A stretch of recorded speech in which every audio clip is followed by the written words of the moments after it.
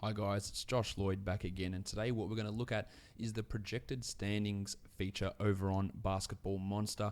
Gives you an idea after your draft. You can do it at any point during the season to see how your team projects to stack up, whether that's in a roto league, a head-to-head league, whatever type of league. We adjust the scoring settings to work out how your team, based on our projections, is going to look compared to the other teams in your league. So first thing you got to do is make sure you select your select what league it is that you're doing. So over here, you see I've got the head-to-head Champions League selected over on Fantrax, which if you need any information about how to set those up, you can go check out the other videos, such as the import team players and league settings videos that I've got, and showing you how to get all that set up, and of course the draft tracker. But at this point, we finished the draft, so we're looking at how we can analyze what's actually happened.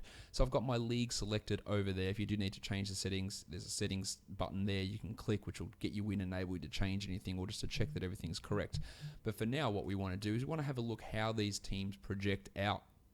So if we go across here to the analysis menu and you go down to the bottom here, projected standings. Now, I've had this league selected in team settings as a head-to-head league, so it automatically comes up over on this section here. It's either show standings or show matchups. Show standings is what's pre-selected for a rotisserie league, and it shows your standard roto scoring of points per category. This one, it shows the matchups, so how you compete with everyone else in your team. So let's go through all the other options here. Here is what your source of projections are. That's my projections. That's Kyle's projections over there. Value type, I like to do per game ones here also, because again, projecting injuries can be pretty tough to do.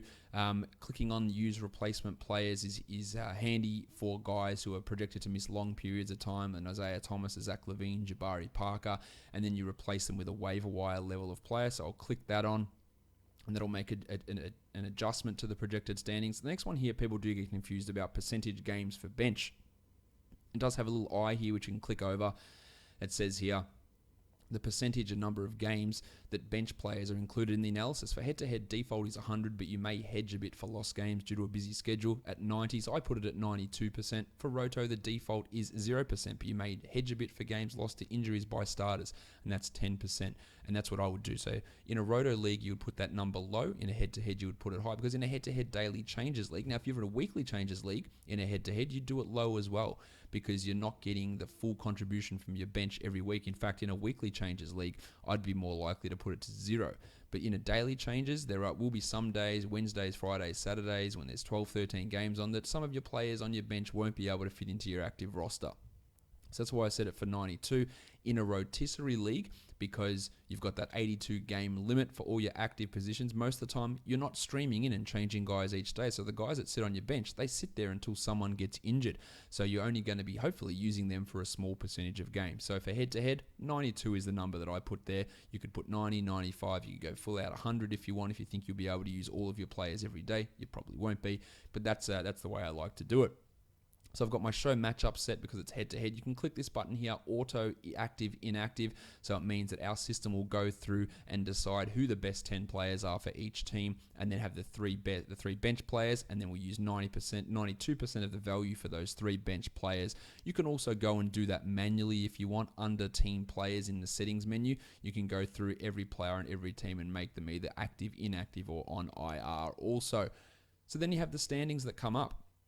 The first thing, this is obviously in order of how they project to finish at the end of a regular season with win percentage. So how many wins they projected to win per category. So 9-cat punt, which I know is David, so shout out to you, David. He's projected to win 65% of his games. My team here, the Mayonnaise Guns, we're in the middle here at 54%.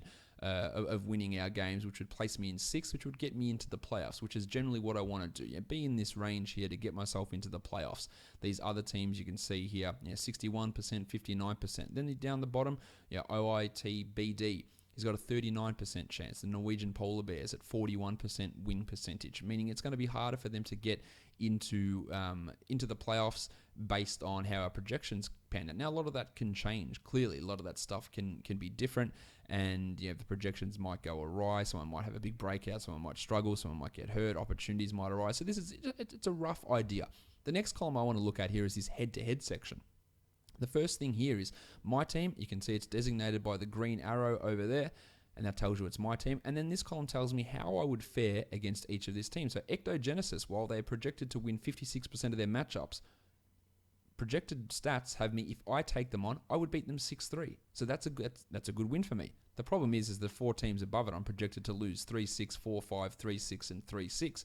Now, it's quite common for you to find yourself, say, 4th in the projected standings, but able to beat the 3 teams ahead of you 5-4, and that's a perfect way to go about things in head-to-head leagues. For me, I'll probably need to do a little bit of work to strengthen myself here, and this projected standings feature is something I use a lot when we head to January and February, and we're looking, okay, am I going to get in the playoffs? Who am I going to be going up against in the playoffs? How do I match up against them? What moves do I need to make? If it maybe costs me a win or 2 at the end of the regular season, so be it. But as long as I can make myself stronger against the teams I'm going to be battling. Now, everyone below me, it looks like I could beat them. But I really want, if I can get myself into this 5th or 6th position, later on in the season, I'd want to look at these teams and see how I match up. And that's what these next things do. So you've got the points category, 3-pointers, rebounds, assists, steals, blocks, free throws. And in this league, we also do 3-point percentage and 2-point percentage. If it is highlighted in green, it means you have a strong advantage. So me against ectogenesis, free throw percentage is really bright green. It means I have a strong advantage. And if we move back over here, my team's projected free throw is 79.5. His is 74.1. So a strong advantage. You go to the rebounds, it's bright red, meaning I am likely to get beaten in rebounds by ectogenesis. My team projected to average 5 per game, him at 6.4.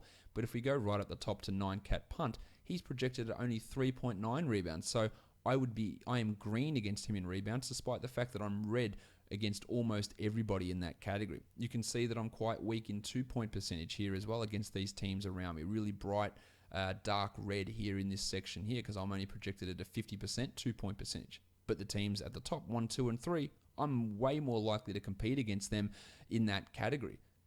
3-point percentage, you see that I've pretty much got everyone in the league covered, except maybe for Mr. 9-cat punt, who's at a 37%, and I'm at 37% as well. So it's a little bit of a toss-up. So even though we've got a 3-6 potential win situation, 2-pointers, 3-pointers, assists, and steals are all they're all not bright colors. I'm probably going to lose points. I'll probably lose threes. I'll probably win rebounds and blocks and lose free throws. But those others are up for debate. So they're the areas that you would attempt, and they're the areas you would try and tackle.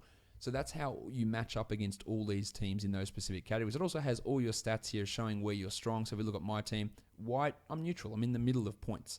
Threes, I'm strong. I'm hitting 1.5 per game, which is really strong for this team, but it's not as good as some other teams. Rebounding, pale red, below average. Assists, a little bit below average, 3 a game. Steals, right on average. Blocks, a little bit below average. Free throws, a little bit above average. So some interesting things that you can see from looking at that. Strong 3-point percentage, below average 2-point percentage. There's obviously some areas that I can work on with this team, but I'm in the spot where I want to be, and then I'd really start to narrow my team down and strengthen my team to beat these guys in the areas that I could potentially get them at. I could get stronger and beat all these teams in steals. So acquire some steals from somewhere, and that might boost me up against a lot of these teams. You can see that in most of the combinations is white or pale red. So I could get ahead of them in those areas. I could boost my 2-pointers and beat the top 3 teams in that area. I think I'd be able to do that. So that's how we look at projected standings and how it can be useful before the season to give you an idea, but as the season progresses, as you head towards the playoffs and work out what sort of moves you need to make to help you win that fantasy basketball championship. Just make sure you're checking out the rest of these tutorial videos. I'll see you soon.